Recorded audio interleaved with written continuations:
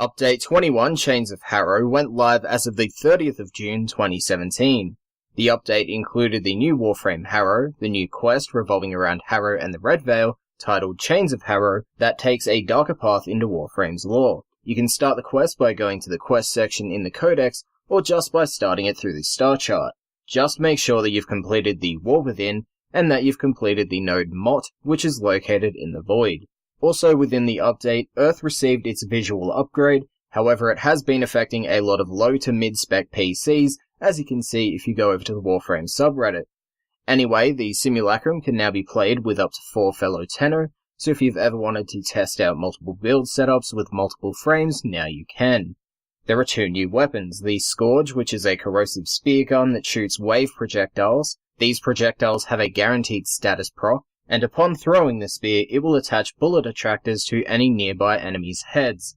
The second weapon is the Knell, a pistol that features a sniper-like scope, just like Captain Vor's weapon the Seer. However, upon hitting consecutive headshots, the weapon will receive unlimited ammo for 3 seconds, and an increase of 0.5 to its critical damage multiplier, which can be stacked up to 3 times to reach a 1.5 critical damage multiplier increase.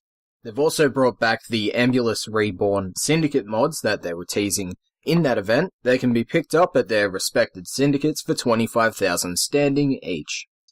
A number of weapons receive significant buffs, which I'll go over in a later video. However, if you don't wish to wait, they're up on the screen right now. They also added a new Grineer enemy titled Chemstrike Nox. He'll be encountered on any Grineer mission that features level 15 or higher enemies.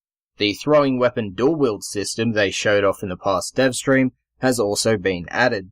Now you can use any of the throwing weapons while wielding a single-handed pistol. And in response to that, all throwing weapons and specific pistols receive buffs.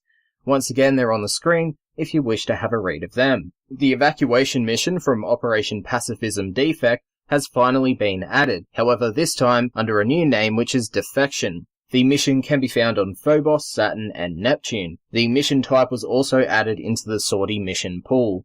Melee Ribbons have also arrived, and they've also been added into the ever-diluted drop tables of sorties. There's also a new friend note system that allows you and your friends to pin messages to each other's profiles, or send a note alongside a new friend request.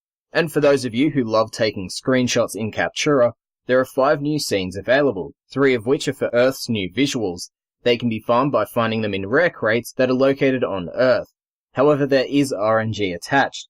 First off, they won't appear in every mission, and once you do find them, they can contain the exact same scene you may have found previously. I've been farming for the past 5 hours, and I am yet to see another crate. Anyway, the next 2 scenes are quest-related. We have Harrow's quest scene, which can be purchased from the Red Veil, and Octavia's quest scene, which can be purchased from the Cephalon Suitor, each of which are 100,000 standing each. Rare items such as Argon Crystal, Weapon Blueprints, and Kubrau Eggs will also now appear in the bottom left-hand side of your screen upon pickup. This was added to better notify you of your rare finds.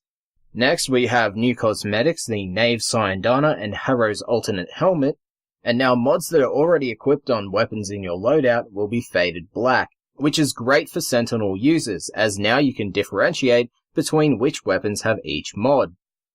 So that was the new additions. They added a lot into the game, and let's get into some changes. I'll only cover the major ones, as this update did change a lot.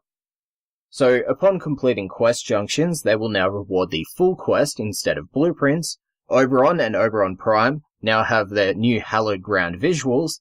They added a new color hue indicator for critical hits. The damage numbers will turn orange upon landing a crit within the 100 to 200% range, and red crits will now appear within the 200 to 300% critical chance range. They've changed the Oxium farm location of Bal into an extermination mission. The Limbo Theorem excavation mission will now guarantee one of the blueprints at the end of the 3 extractors as an end of mission reward. The chat window is now accessible during loading screens. However, you can't link ribbons, songs, view profiles, click chat links, or edit chat filters. And now we're on to game type changes. First off, we have exterminate missions. Enemy units will now start off easy and will scale as more enemies are killed. Alongside that, Eximus and mini-bosses will spawn throughout the mission, and enemies in crossfire missions will spawn with more variety. Next, there are changes to mobile defense. They added more consoles to the Grenier Asteroid and Shipyard tiles.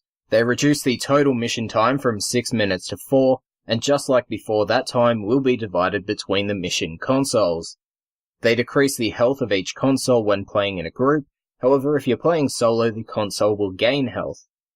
Lockdowns will no longer occur throughout mobile defense missions, and enemies will gradually scale as time goes on. There were also a number of changes to how levels will be generated. However, due to time constraints, they'll be up on the screen for you to read. The next thing we have is new UI and quality of life adjustments. Most of these were for Vor's prize, so if you're interested in those, have a read on the screen. So first off, they added a cooldown timer in chat rooms where you are limited to how frequently you can post. A mastery rank icon will appear in the top left of your screen when you're eligible to rank up. You can now hide the chat window. There are now search bars for dojo room, decoration, selection, and research screens. You can now view how much punch through and fall off a weapon has in the arsenal stats screen. And a big one, at least for me, is that weapons will now show their mastery rank requirement in the market, even if you're higher than its restriction. And well, that's it for the most important changes and additions. However, as I said, I'll be making more videos going over certain features later on in the week. Since this is a full number update, there are an extreme amount of fixes, so as usual, they'll be up on the screen for you to have a gaze at. Also, if you encounter any bugs, as this update did produce a metric fuckton, make sure to post a report over on the Warframe forums. There'll be a link to the exact place in the description. And that's it, thanks for watching, and I'll see you guys in the next video.